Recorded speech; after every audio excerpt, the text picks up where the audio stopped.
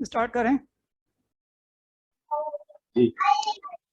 तो इससे पहले हम 2 सेशन कर चुके हैं यूनिट टेस्टिंग से रिलेटेड। फर्स्ट वन में हमने इंट्रोडक्शन लिया था, जिसमें हमने यूनिट टेस्टिंग के जितने भी लाइब्रेरीज और फ्रेमवर्क्स थे वो एक इंटीग्रेटेड वे में डिस्कस किए थे कि कौन सी लेयर पे कौन सा फ्रेमवर्क आता है। उसके बाद सेकंड के अंदर हमने कारमा पढ़ा था, कारमा देखा था। अब थर्ड हमारा सेशन है, जो कि सेकंड लास्ट सेशन है। इस सेशन में हम 2 फ्रेमवर्क देखेंगे, एक मोका और दूसरा चाय। तो मोका से स्टार्ट कर रहे हैं। मोका जो बेसिकली टेस्ट फ्रेमवर्क है नोड के लिए भी और ब्राउजर्स के लिए भी, यानी जावास्क्रिप्ट में चाहे बैक एंड का कोड लिखें चाहे फ्रंट एंड का कोड लिखें, दोनों की यूनिट टेस्टिंग के लिए आप मोका को यूज़ कर सकते हैं। अच्छा, टेस्ट फ्रेमवर्क की जहाँ तक बात है तो ये मेन कंपोनेंट है। पूरी जो स्टेक हमारा जो था, उस पूरी स्टेक का सबसे मेन कंपोनेंट वो मोका या टेस्ट फ्रेमवर्क होता है, क्योंकि हम ज़्यादातर जो काम यूनिट टेस्टिंग में कर रहे होते हैं वो इसी के अंदर करते हैं। तो फर्स्ट फीचर जो हमें मोका प्रोवाइड करता है वो है डिस्क्राइब टेस्ट। तो हम जो टेस्ट लिख रहे हैं उसको हम डिस्क्राइब करना चाहते हैं, तो उसका भी एक तरीका है, एक स्टैंडर्ड जो हमें फॉलो करना होता है। वो तरीका जो वो है पीटीटी। इसमें जो टेस्ट लिखे जाते हैं वो पीटीटी स्टाइल में लिखे जाते हैं। वो पीटीटी स्टाइल से मुराद है बिहेवियर ड्रिवन डेवलपमेंट। इसके कुछ फीचर्स होते हैं जो हमें ज़हन में रखने होते हैं, कंसीडर करने होते हैं जिस वक्त हम फीचर जब हम यूनिट टेस्ट लिख रहे होते हैं उस वक्त। सबसे पहले ये है कि इसके अंदर एक सिंपल लैंग्वेज यूज़ की जाती है, जिसको डेवलपर्स, क्यूए और बिजनेस और प्रोडक्ट्स, ग्राफिक डिजाइनर सब समझ सकें। इसका मतलब ये है कि एक कॉमन इंग्लिश होगी जिसमें हम किसी किस्म के टेक्निकल टर्म्स यूज़ नहीं करेंगे। सेकंड पार्ट ये है कि जो बिजनेस पर्सन है वो इसको पढ़ सके और समझ सके कि हम क्या टेस्ट करने जा रहे हैं। यानी यूनिट टेस्ट अगर रन हो या यूनिट टेस्ट का जो रिजल्ट आए, तो एक कोई बिजनेस से रिलेटेड कोई शख्स है जो कि जिसने रिक्वायरमेंट दी है, अगर वो उसको सामने रख के जाए तो उसको पता चल रहा है कि हाँ भाई ये वाला फीचर जो है ना उसमें ये वाला इशू आया है। थर्ड चीज़ जो बहुत इंपॉर्टेंट है कि जो टेस्ट लिखे जाएंगे वो कस्टमर पॉइंट ऑफ व्यू से लिखे जाएंगे, यानी कस्टमर उस एप्लीकेशन को किस तरह से यूज़ कर रहा है, यानी उसका बिहेवियर क्या है। तो बीटीडी से मुराद ये है कि पूरे जो हमारा थ्रू आउट जो वो अप्रोच होगी वो उस रिक्वायरमेंट ड्रिवन होगी, ना कि हम उसको टेक्निकल या डिज़ाइन ड्रिवन रखें या फिर कोई आर्किटेक्चर ड्रिवन रखें। जो यूज़र या जो बिजनेस यूज़र या एंड यूज़र है उसके कॉन्टेक्स्ट में रहते हुए हम सब चीज़ें डिस्क्राइब करेंगे। सेकंड जो एस्पेक्ट है वो ऑर्गेनाइज टेस्ट। जब टेस्ट को हमने डिस्क्राइब कर लिया तो उसकी बात है ऑर्गेनाइज करना है उनको, क्योंकि हम एक किसी भी प्रोजेक्ट के अंदर हंड्रेड्स ऑफ टेस्ट लिख रहे होते हैं, तो ये चीज़ बहुत अहम है कि हम उसको किस तरह से ऑर्गेनाइज करेंगे। तो मोका का जो तरीका है वो सिंपल है, फाइल सिस्टम की तरह वो कोड को ऑर्गेनाइज करता है। फाइल सिस्टम में 2 चीज़ें होती हैं, एक फोल्डर और दूसरा फाइल। तो मोका में भी 2 चीज़ें होती हैं, एक टेस्ट सुइट्स और दूसरा इंडिविजुअल टेस्ट। तो सबसे लोअर लेवल पे जो होते हैं वो इंडिविजुअल टेस्ट होते हैं, जिन्हों हम इट के कीवर्ड से डिस्क्राइब करते हैं। जिस तरह फाइल्स होती हैं इस तरह से इट होता है, और फाइल्स फोल्डर्स के अंदर रखी जाती हैं, इस तरह से इट को भी हम डिस्क्राइब सेक्शन में रखते हैं। जो डिस्क्राइब सेक्शन जो मेन कंटेनर है, उस कंटेनर के अंदर जो है वो इंडिविजुअल टेस्ट, 1 और मोर इंडिविजुअल टेस्ट हो सकते हैं। तो डिस्क्राइब सेक्शन को हम कहते हैं टेस्ट सुइट। तो ये इसके ऑर्गेनाइज टेस्ट को ऑर्गेनाइज करने का तरीका है। अच्छा, जो हमारा टेस्ट सुइट या डिस्क्राइब सेक्शन होता है वो जो यूनिट टेस्ट होते हैं उनको होल्ड करने के अलावा भी एक फीचर प्रोवाइड करता है, उसको हम कहते हैं हुक्स। ये हुक्स इसलिए दिए जाते हैं ताकि अगर हमारा कोई टेस्ट कोड है वो रिपीट ना हो बार बार। तो नेक्स्ट सेक्शन में हम यही डिस्कस करेंगे कि ये हुक्स क्या काम करते हैं। सबसे पहला हुक है बिफोर। बिफोर हुक जो है पूरे टेस्ट सुइट के लिए एक दफ़ा एग्जीक्यूट होता है, और सबसे पहले ये एग्जीक्यूट होगा। बिफोर से मुराद है बिफोर एनी इंडिविजुअल टेस्ट। तो बिफोर एनी इंडिविजुअल टेस्ट ये हुक एग्जीक्यूट होगा, और उसमें जो भी फंक्शन परफॉर्म होंगे वो उस स्विट के लिए एक दफ़ा परफॉर्म होगा। इसको हम बेसिकली यूज़ करते हैं, हमें कोई ऐसी रिसोर्स चाहिए जो कि उस स्विट स्पेसिफिक है और उस स्विट के लिए एक दफ़ा रिक्वायर्ड है, तो यहाँ पर हम उसको इनिशियलाइज कर लेंगे। सेकंड जो हमारा हुक है वो है बिफोर ईच। बिफोर ईच भी बिफोर की तरह है, लेकिन इसमें डिफरेंस ये है कि ये हर इंडिविजुअल टेस्ट के लिए एक दफ़ा एग्जीक्यूट होगा। तो बिफोर जो है वो टेस्ट सूट के लिए एक दफ़ा एग्जीक्यूट होता है, और बिफोर ईच जो है वो टेस्ट यूनिट के लिए या इंडिविजुअल टेस्ट के लिए एक दफ़ा एग्जीक्यूट होता है। तो फ्लो ऐसे बनेगा कि पहले बिफोर एग्जीक्यूट होगा, उसके बाद बिफोर ईच, फिर इंडिविजुअल टेस्ट, फिर बिफोर ईच, फिर इंडिविजुअल टेस्ट, फिर बिफोर ईच, फिर इंडिविजुअल टेस्ट। जब टेस्ट एग्जीक्यूट हो जाएंगे तो उसके बाद आफ्टर ईच। आफ्टर ईच जो है वो इंडिविजुअल टेस्ट के लिए एग्जीक्यूट होता है, लेकिन उस टेस्ट के एग्जीक्यूट होने के बाद होगा ये एग्जीक्यूट। तो बिफोर ईच इंडिविजुअल टेस्ट और after each, before each individual test और आफ्टर ईच, इस तरह से ही लूप चलेगा। सबसे आखिरी हुक है आफ्टर का। आफ्टर का हुक जो है सबसे आखिर में एग्जीक्यूट होगा, और ये जिस तरह से बिफोर है उसका ये ऑल्टरनेट है, उसका जो है ये बेसिकली कम्प्लीमेंट है। और ये उस स्वीट के लिए एक दफ़ा एग्जीक्यूट होगा। और इसमें हमने जो बिफोर में जो रिसोर्सेज इनिशियलाइज करवाई थी उसको हम यहाँ पर रिलीज कर सकते हैं। सेम इसी तरह से बिफोर ईच में हमने जो रिसोर्सेज इनिशियलाइज करवाई थी उसको हम आफ्टर ईच में रिलीज कर देते हैं। और बिफोर ईच के अंदर जो रिसोर्सेज होती हैं बेसिकली वो इंडिविजुअल टेस्ट स्पेसिफिक होती हैं, और बिफोर के अंदर जो रिसोर्सेज होती हैं वो उस स्पेसिफिक टेस्ट सूट से रिलेटेड होती हैं। तो ये तरीका है हम इसमें किस तरह से अपने कोड को ऑर्गेनाइज कर सकते हैं।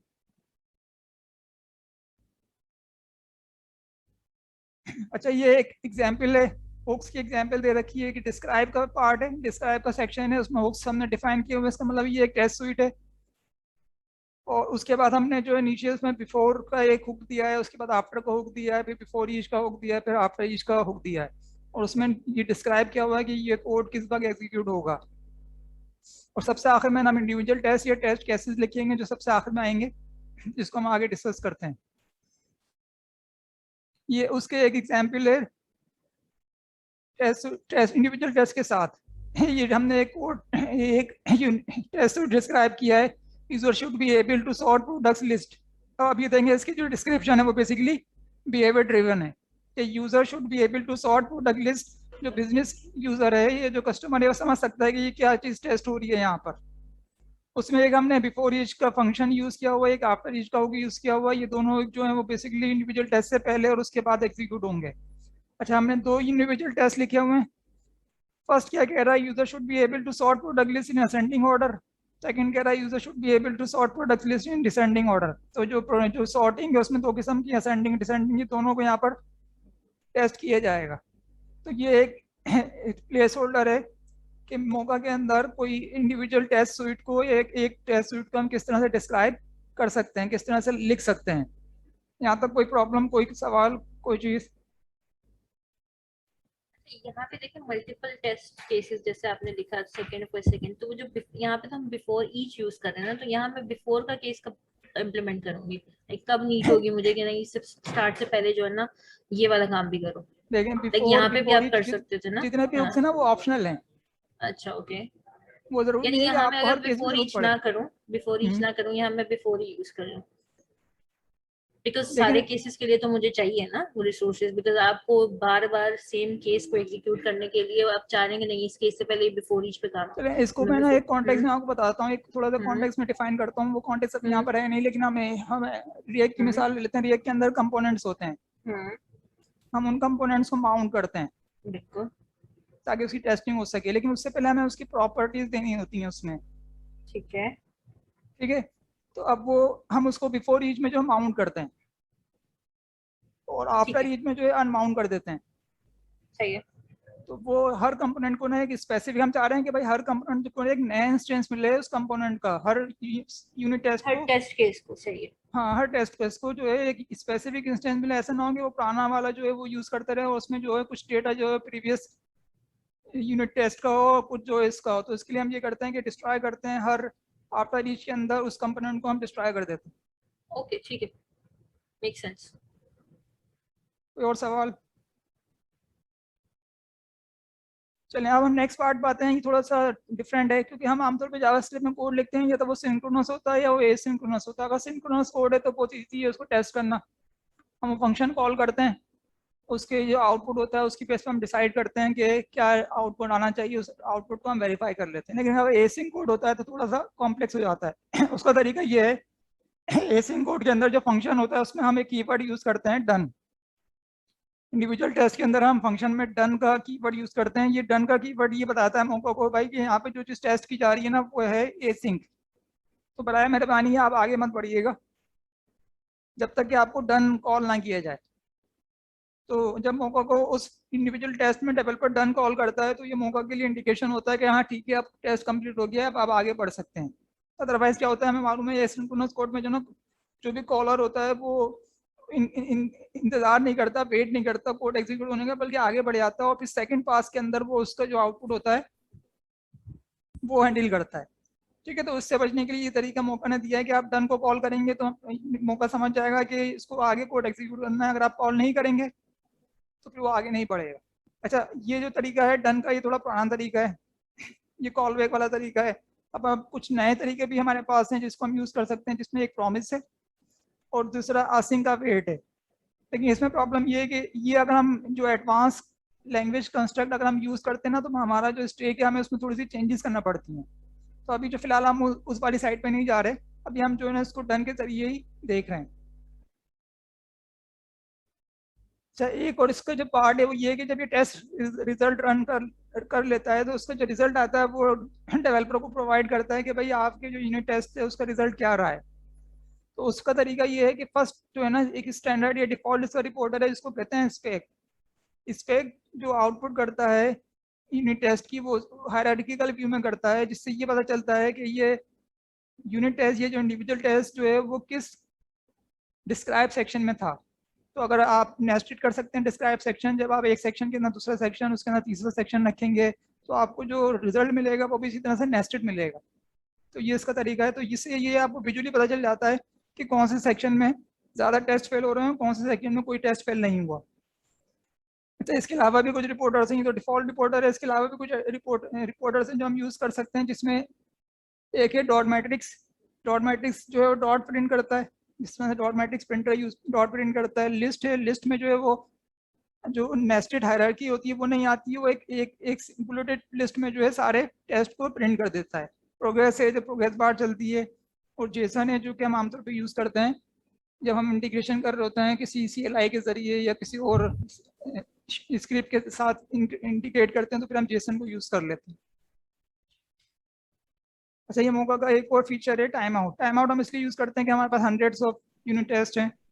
अब फर्ज करें उसमें से एक जो है वो हैंग हो जाता है, तो क्या पूरा का पूरा जो टेस्ट रन हो रहा है क्या वो रुक जाए उस एक टेस्ट की वजह से। तो उसके लिए मौका जो है वो टाइम आउट यूज़ करता है हर टेस्ट के लिए, कि भाई आपके पास 2 सेकंड का टाइम आउट है, इसमें आप टेस्ट एग्जीक्यूट करें, अदरवाइज आपको फेल डिक्लेयर कर लिया जाएगा।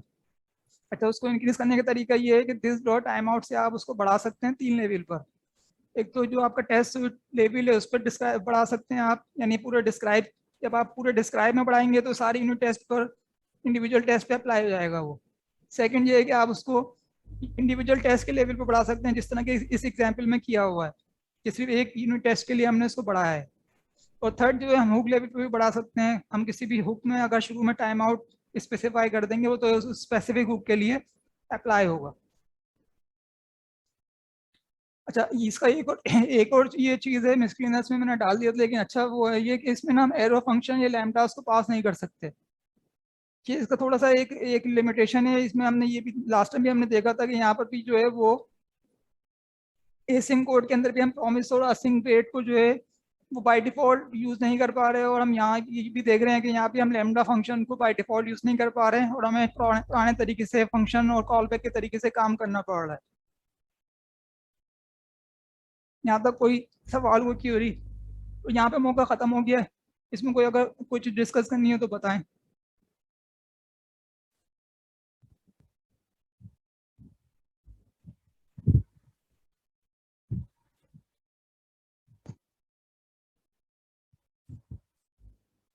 चाय स्टार्ट करें बिस्किट के साथ? यहाँ इसमें मौका और चाय का लिंक है, और मौका किस पॉइंट पे हम लोग react होते हैं।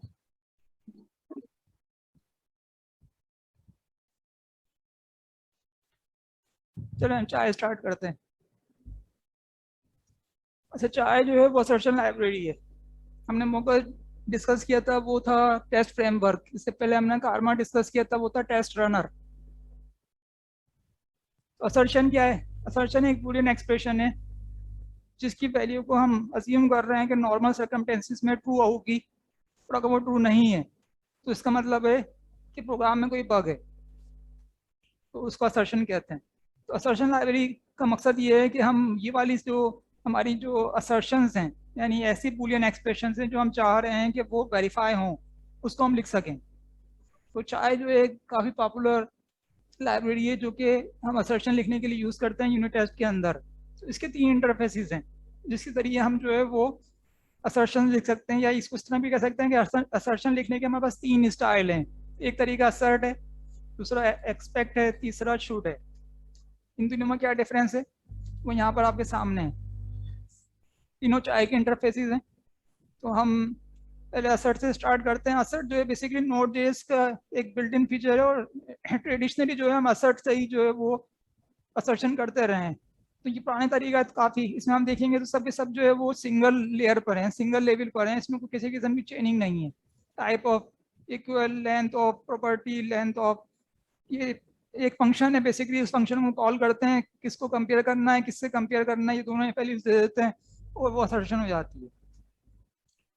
सेकंड जो है वो एस्पेक्ट है।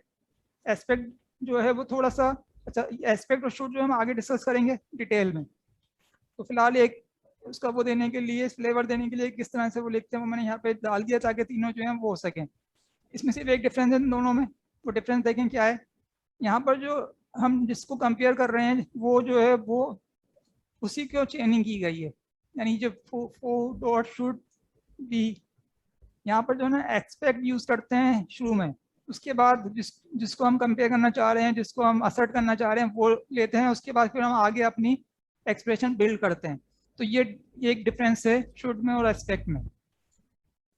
तो अब हम आ रहे हैं, चाय में भी बीडीडी है, चाय के अंदर भी बिहेवियर ड्रिवन डेवलपमेंट है। जिस तरह से हमने मौका में देखा था उस तरह से यहाँ भी है। और वो दो स्टाइल्स हैं, expect and should.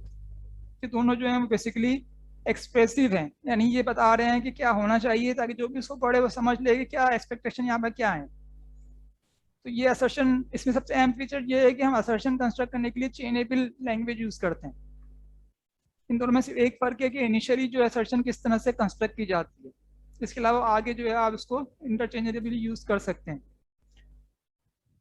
Language change, language change से क्या मुराद है? लैंग्वेज चेंज से मुराद है कुछ ऐसे कीवर्ड्स हैं, कुछ ऐसे मेथड्स या गेटर्स हैं जो कि कोई काम नहीं करते, सिर्फ वो सिंटैक्टिक शुगर प्रोवाइड कर रहे हैं। और वो कीवर्ड कौन से हैं? To, be, been, is, that, which, and, has, have, with, at, of, same. ये अगर आप कीवर्ड आप किसी भी एक्सपेक्ट या शुड एक्सप्रेशन में यूज करेंगे तो उससे कोई किसी किस्म का फर्क नहीं पड़ेगा। जैसे अभी हम पीछे देखते हैं, हमने यहाँ पे यूज किया टू, हमने यहाँ यूज किया शुड। तो टू और शुड और बी अगर हम यूज करें शुड हैव, तो इससे कोई फर्क नहीं पड़ेगा। ये सिर्फ उसको एक्सप्रेसिव बनाने के लिए। फिर किससे फर्क पड़ेगा? जिन मेथड से फर्क पड़ेगा वो मेथड आ गए हैं, वो यहाँ पर हैं। नंबर 1 क्या है? इक्वल। सबसे इंपॉर्टेंट क्या है? इक्वल। इक्वल किस लिए है? कि स्ट्रिक्टली इक्वल हो गिवन वैल्यू। इसकी एग्जांपल दे रखी है कि हमने कहा भाई एक्सपेक्ट 1 टू इक्वल 1। तो अब यहाँ पर 2 जो है वो सिंटैक्टिक शुगर है। अगर इसको हम निकाल भी देंगे तो डॉट के बाद इक्वल लगा सकते हैं, लेकिन वो ज़ाहिर बात है पीटीडी नहीं रहेगा, तो हम इसको इस तरह से लिख रहे हैं। सेकेंड एग्जाम्पल भी आपके सामने। अच्छा, इसमें होगा ये कि जो टेस्ट का रिजल्ट आया उसको आप रखेंगे लेफ्ट साइड पर, और जो आप एक्सपेक्ट कर रहे हैं उसको रखेंगे राइट साइड पर। अगर वो दोनों मैच कर गए तो ये फ्लैग जाएगा टेस्ट रनर को कि ये टेस्ट पास है, और अगर दोनों मैच नहीं किए तो टेस्ट रनर को ये मैसेज जाएगा कि ये टेस्ट फेल है। वो किस जगह पे फेल हुआ है फिर वो बता देगा भाई इस लाइन पे ये फेल हो गया टेस्ट। ट्रू, ट्रू जो है वो इक्वल का एक स्पेसिफिक केस है जिसमें वो ये चेक करता है कि दूसरी साइड जो है वो ट्रू है। अगेन इसको एक्सप्रेसिव बनाने के लिए बजाय इसके कि हम इक्वल यूज करें और फिर आगे ट्रू लिखें, हम इसको इस तरह से भी कर सकते हैं, टू बी ट्रू। अब ट्रू जो बेसिकली जावास्क्रिप्ट का ट्रू नहीं है, जावास्क्रिप्ट का ट्रू जो है वो लेफ्ट साइड पर है जो एक्सपेक्ट के साथ है। ये जो ट्रू है ये चाहे का ट्रू है। सेम इसी तरह से फॉल्स भी हम यूज कर सकते हैं, जिससे ये मुराद है कि जो वैल्यू जिसको हम कंपेयर करना चाह रहे हैं वो बूलियन फॉल्स है। उसकी एक एक्सप्रेशन नीचे दे रखी है, expect false to be false. Again ये जो लेफ्ट वाला जो फॉल्स है वो जावास्क्रिप्ट का, और राइट वाला जो है वो चाहे का है। अब ये थोड़ा सा जो है वो डायनेमिक, एक हमारे पास फंक्शन है इंक्लूड। तो इंक्लूड के मल्टीपल डेफिनेशंस हैं डिपेंडिंग कि आप क्या चीज़ कंपेयर करना चाह रहे हैं, क्या चीज़ इंक्लूड करना चाह रहे हैं। अगर सिर्फ स्ट्रिंग है उसके अंदर तो वो ये सब स्ट्रिंग के तौर पर उसको कंपेयर करेगा कि भाई क्या ये स्ट्रिंग एज सब स्ट्रिंग जो है वो मौजूद है या नहीं है। इसकी एग्जांपल आपके सामने। और अगर अरे है तो वो ये देखेगा कि ये अरे जो है एज एन एलिमेंट इस, ये जो मेंबर है या ये जो एलिमेंट है वो एज एन मेंबर इस अरे में मौजूद है या नहीं है। और अगर ऑब्जेक्ट है वो ये देखेगा ये जो प्रॉपर्टीज ऑब्जेक्ट की दे रखी हैं कि ये मेन ऑब्जेक्ट है, इसके अंदर वो प्रॉपर्टीज मैच कर रही हैं या नहीं कर रही।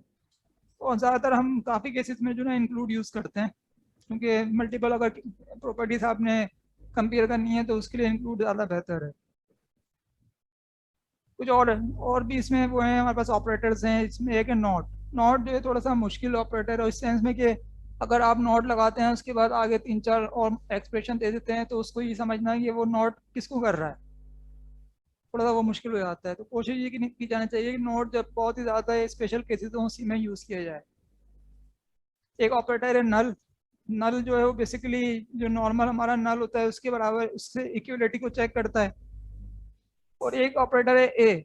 ए जो ऑपरेटर है वो बेसिकली ये बता रहा है कि इसकी टाइप क्या है। हम आमतौर पर जावास्क्रिप्ट में टाइप यूज चेक करते हैं, तो हम किसी वेरिएबल की या किसी वैल्यू की टाइप अगर वेरीफाई करना चाह रहे हैं कि इसकी टाइप क्या है, उसके आगे स्ट्रिंग में हम उसकी टाइप दे देते हैं तो वो उसको कंपेयर कर सकते हैं। अच्छा, मुझे ये नहीं पता था कि ये इसमें ए के साथ एन भी है, और वो जो है इंग्लिश वाले तरीके से जो ना वो ये भी देखेगा कि इसमें ए लगेगा या एन लगेगा। तो इस चीज़ का भी आपने ख्याल रखना होगा। अगर इंग्लिश ग्रामर आपने सही नहीं की इसमें तो ये फेल कर देगा। ये टेस्ट फेल में फेल नहीं होंगे, आप ग्रामर में फेल हो जाएंगे।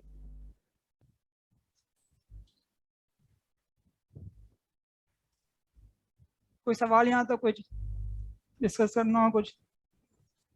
यहाँ पर चाय खत्म हो गया। चाय का बेसिक मकसद ये है कि वो एक अदद एक्सप्रेशन आपको बना कर दे जिसको आप मौका के इंडिविजुअल टेस्ट के अंदर लिख कर ये वेरीफाई कर सकें कि आपका टेस्ट जो है वो पास हो रहा है नहीं हो रहा। इसमें मेरा सवाल ये है, इसमें कि टू भी नहीं लिखूंगा मैं, जिससे आप एक्सप्रेशन लिखी हुई है, तो चल जाएगा टेस्ट ना? बिल्कुल चल जाएगा। ठीक। तो एग्जाम में अगर ये बिहेवियर ड्रिवन है तो कस्टमर को किस लेवल पे एक्सपोज कर सकते हैं? आवाज़ तुम्हारी कट रही है। अगर प्रैक्टिकली स्पीकिंग कस्टमर को किस लेवल पे एक्सपोज कर सकते हैं इसको? किसी भी लेवल पे नहीं कर सकते भाई, कोड कभी कस्टमर को एक्सपोज नहीं करते हैं। तो फिर ये मतलब इंग्लिश लगाने का क्या फायदा क्या है कि हमारा कोड जो यूनिट टेस्ट है वो इजीली अंडरस्टैंडेबल हो बाय अदर डेवलपर्स, ये फिर मकसद होगा इसका। अब देखो, फायदा नुकसान की बात नहीं है, हम वही करते हैं जो दुनिया कर रही है। अच्छा, तो ये कॉमन प्रैक्टिस है कि वो टू बी बिल्कुल, और ए और ये सब? ये कॉमन प्रैक्टिस है। अगर हम किसी प्रोजेक्ट में काम कर रहे हैं, एक क्लाइंट ने हमें इंगेज किया है, हम उसके साथ काम कर रहे हैं, तो बाकी किसी लेवल पर अगर एक तरीके से काम कर रहे हैं तो ऑफकोर्स हम दूसरी तरह से काम करेंगे, वरना हम सिंगल आउट हो जाएंगे। ठीक है। अच्छा, और इसकी एग्जाम्पल में आप अभी दिखाएंगे, मतलब इसमें VS कोड के एक्सटेंशंस हैं जो ये टू बी एक्सपेक्ट ये सारे कीवर्ड्स फॉरेन दे रहे होंगे? मैंने अभी तक जो काम किया था उसमें मैंने ये चीज़ एक्सप्लोर नहीं की, क्योंकि बहुत ज़्यादा इजी है। अगर आपको पढ़ने में थोड़ा सा मसला आ रहा है, लेकिन जब आप लिखना शुरू करते हैं ना तो आपको सोचने की जरूरत भी नहीं पड़ती, क्योंकि वो सब नेचुरल वे में आप काम कर रहे हैं, लिख रहे हैं सब चीज़ें, तो आप इजीली लिख लेते हैं इसको।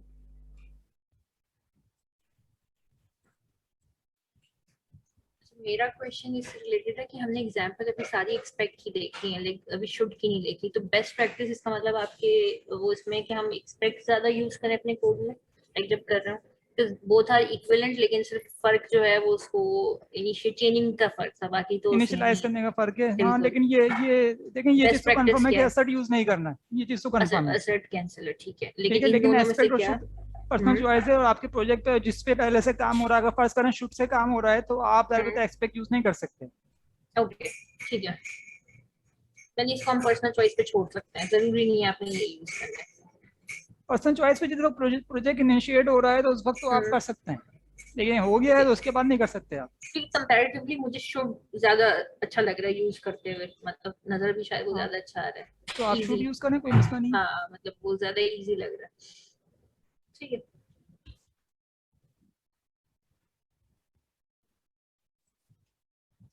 मौका में कोई इशू, कोई प्रॉब्लम, कोई चीज़ जो समझ में नहीं हो, सिंपल है, इतना ज़्यादा मसला ही नहीं है। यूनिट टेस्टिंग में सिर्फ जो इसके पार्ट्स काफ़ी हैं उसको इंटीग्रेट करने में थोड़ा सा टाइम लगता है। आपने एक दफ़ा टेस्ट लिख लिया तो उसके बाद फिर बहुत ईजी हो जाता है उसको काम करना उस पर।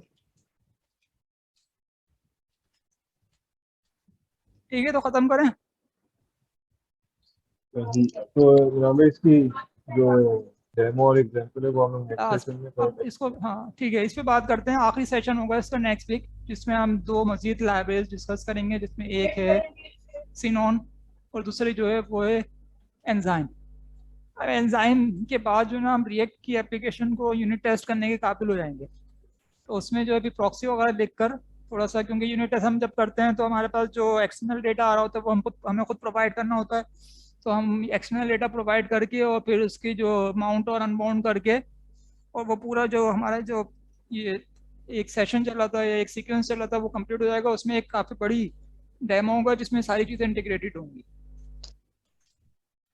अच्छा, यहाँ में एक चीज और आप हाईलाइट इसमें कर रहे हैं कि टेस्ट वेंडर की क्या जॉब है, कहाँ तक उसकी बाउंड्री है, टेस्ट फ्रेमवर्क की कहाँ तक बाउंड्री है, और असर्शन लाइब्रेरी की कहाँ तक क्या जॉब एंड रोल देखो असर्शन लाइब्रेरी तुम्हारे सामने ही है, उसका काम सिंपल जो है ना है। असर्ट करना है। दो वैल्यूज हम उसको देंगे, हम उससे कहेंगे भाई ये दो वैल्यूज हैं, हम हमें बता दो कि ये ट्रू है या नहीं है, बस।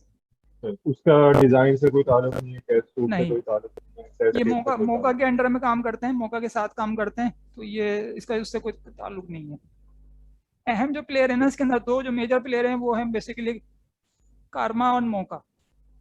और मौका की जगह जैस्मिन भी यूज कर सकते हैं। तो ये सब चीज़ें ना, पूरा जो हमारा नोड जेएस का और जावास्क्रिप्ट का जो इकोसिस्टम है उसमें सबसे अहम चीज़ है ना, ये प्लग इन प्ले टाइप के होते हैं। ठीक है, तो नहीं। आप और टेस्ट फ्रेमवर्क का क्या रोल है ये भी बताएं। टेस्ट फ्रेमवर्क का भी रोल अभी बताया ना कि भाई आप टेस्ट लिखेंगे किस में। देखें कारमा में आप ना वो यूनिट टेस्ट नहीं लिख सकते,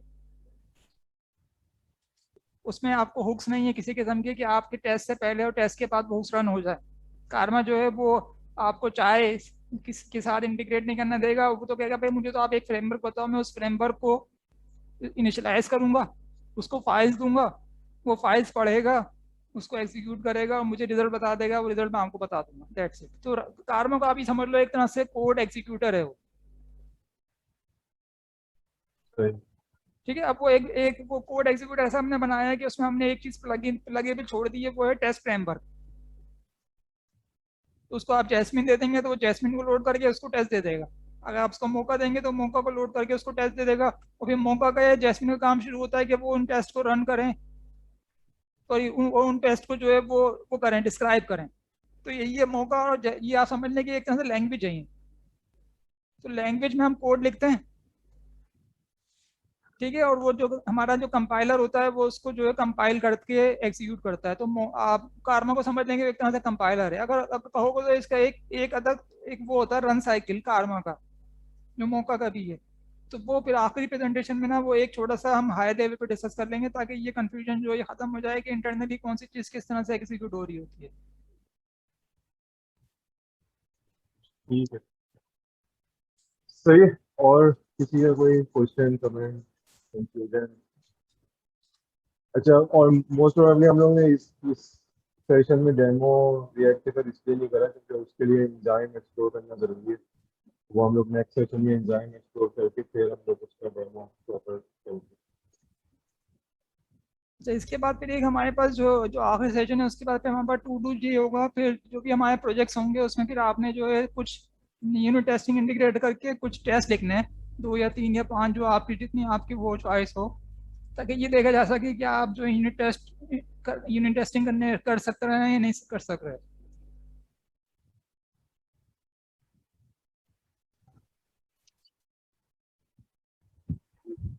अच्छा, किसी का कोई कमेंट है? सब लोग अपने प्रोजेक्ट में, लाइक हम लोग का एंड गोल यही है कि सब लोग अपने प्रोजेक्ट में एटलीस्ट ये फ्रेमवर्क इंप्लीमेंट कर लें और एक दो यूनिट टेस्ट लिख लें।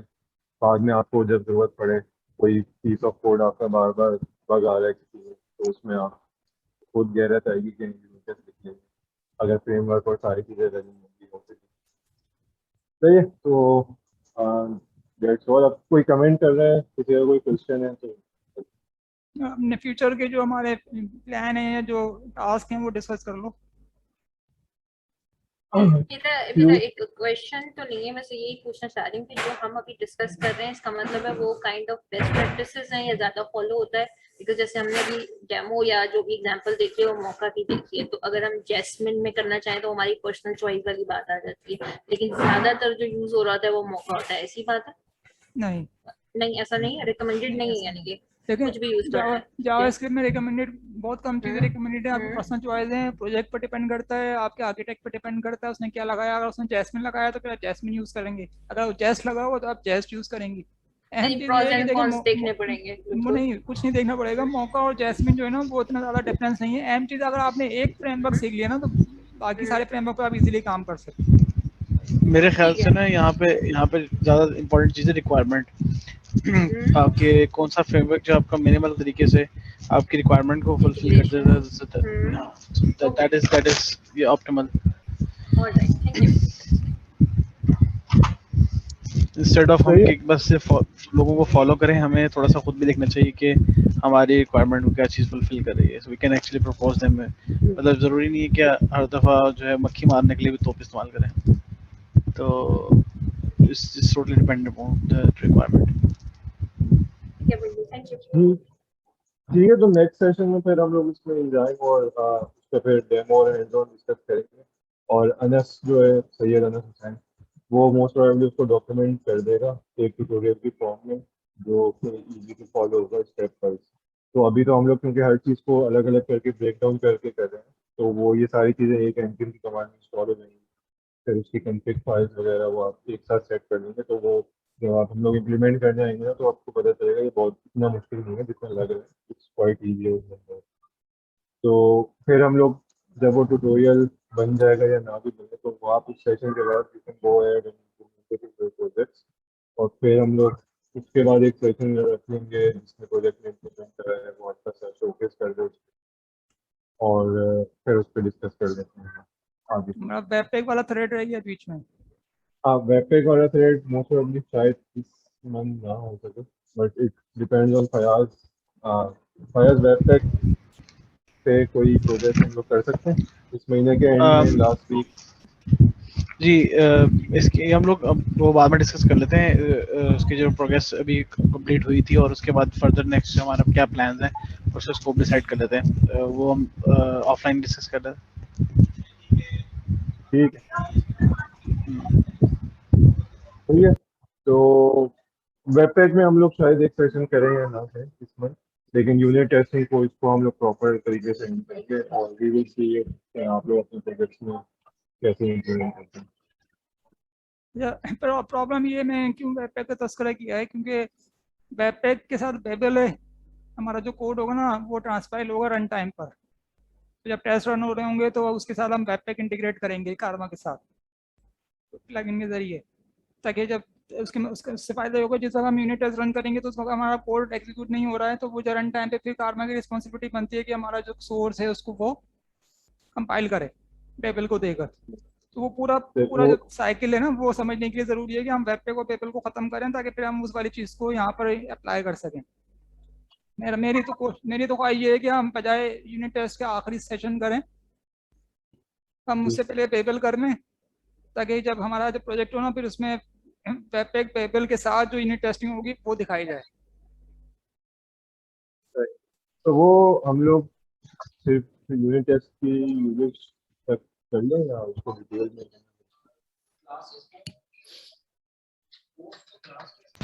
आवाज कट रही है आई थिंक